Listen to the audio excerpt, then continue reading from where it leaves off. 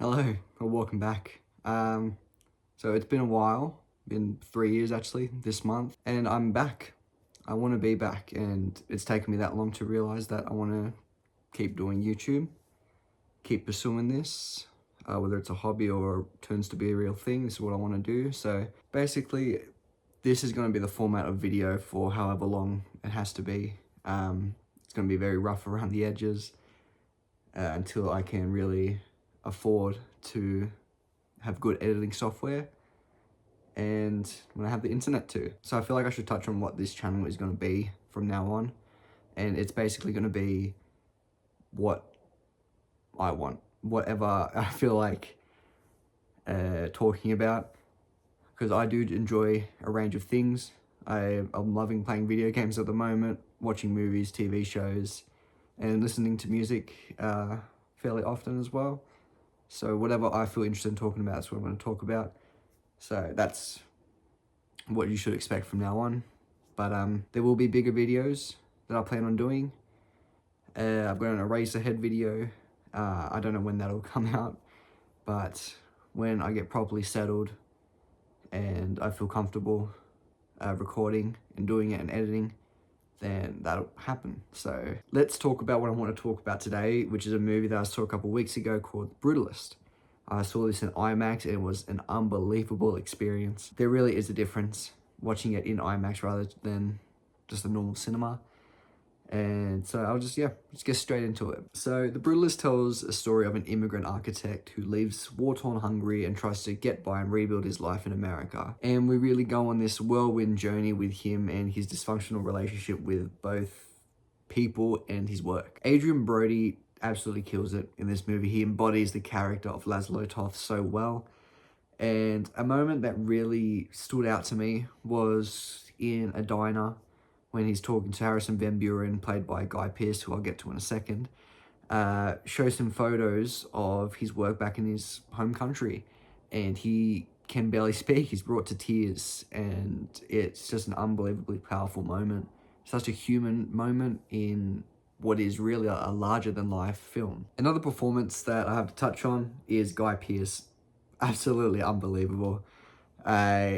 He plays this like almost caricature level of a rich American who's very stubborn and kind of gives off an evil vibe, but we don't really find that out until much later in the film. If you know, you know. He plays this very brash and outlandish character in such a brilliant way that toes the line of being cartoonish but also being quite scary. This is also complemented by Joe Alwyn, who plays his son, and man, I just hate him.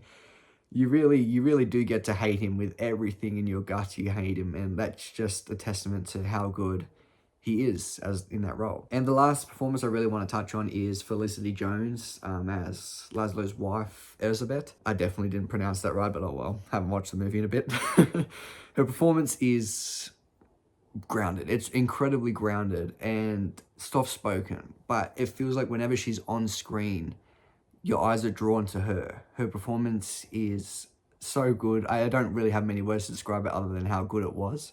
So yeah. And again, there's so many other amazing performances in this movie that I could talk about, but I want to keep this condensed as possible. This movie, it really is an achievement in film, just in general. On a budget of only 9.6 million, they made such a huge movie. They managed to make it feel larger than life and was really unbelievable to watch in IMAX. What I feel like really helped with it was the old school style of filmmaking. You know, they used VistaVision, which I'm not going to pretend like I know all the technicalities of it. All I know is that it creates like a wider scope and a higher resolution, but it's a pain in the ass or something. And honestly, it's one of the best shot movies I've ever seen.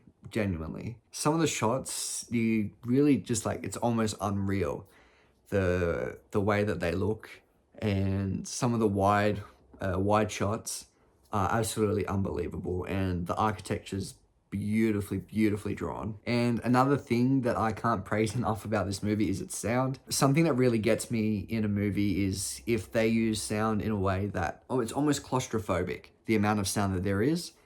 And I think this movie does it really well. Especially in the beginning of the movie, where It was about writing a letter to Laszlo as he's moving on this train. There's this train noises, there's the sound, there's the score. It's really like a beautiful cacophony of sound, and I really appreciate that kind of thing, and it just really worked so well for me. Now, something that I feel like I have to talk about when it comes to The Brutalist is the use of AI. It's no secret that it really heavily damaged its reputation, maybe unfairly, during the award season. Now, I am vehemently against the use of AI in any kind of art form, whether it's film, music, whatever. But from what I've seen and what I've read, it does seem like it's blown a bit out of proportion in this movie. It does seem like the director Brady Corbet really just tried to get everything as like perfect as possible, down to a detail that doesn't really matter or that anyone would notice. So basically he used AI for the accents of Adrian Brody and Felicity Jones, which, you know, in my opinion, I don't think you really should be up for an award if some of your performance is AI.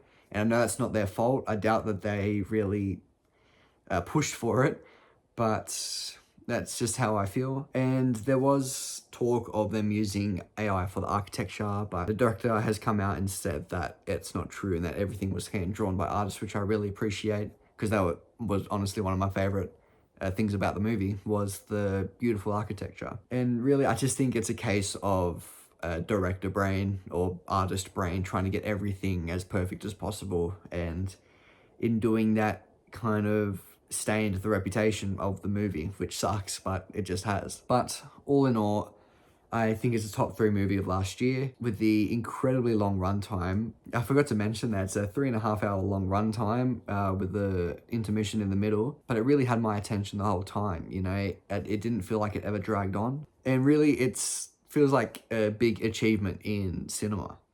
Not only with how old school the filmmaking is, but with how they use their budget, like how they use their shoestring budget to make such an incredibly giant movie. And yeah, that's about it. I hope you guys enjoyed the video. Don't forget to like and subscribe, and see ya.